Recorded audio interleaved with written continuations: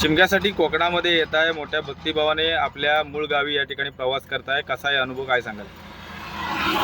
अनुभव असा सर, आता सांगितल्याप्रमाणे गेले 17 ते 18 वर्ष आपल्या मुंबई गोवा हायवेचं दुरुस्तीचं काम चालू आहे. पण अजूनही परिस्थिती ती आहे. रस्त्यावर गाडी चालताना कुठेच मध्येच गाडी खचली जाते, मध्येच डायव्हर्जन येतो. खूप अडथळे निर्माण होत आहेत. अजूनपर्यंत रस्ते त्याप्रमाणे झालेले नाही की प्रवास सुखकर होईल. फक्त न्यूजवर मेसेज येतात की 6 तासात गावी जाणार, हे जातात, पण त्याच्यात काही अजूनपर्यंत सुधारणा नाही आहे. कारण की शिमगोत्सव हा मोठा सण आहे. गणपतीच्या येण्याअगोदर कसं प्रत्येकजण आपली देवाची पूजा करण्यापासून घरावर देवी देव येतात.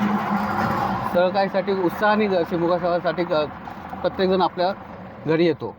शिमगोत्सवासाठी किती दिवसाचा मुक्काम कोकणात असणार आहे तुमचा? शिमगोत्सवासाठी साधारणतः 3 दिवस तरी मुक्काम आहे.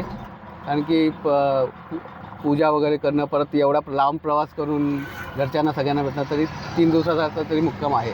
आपलं नाव? कपिल धुरी.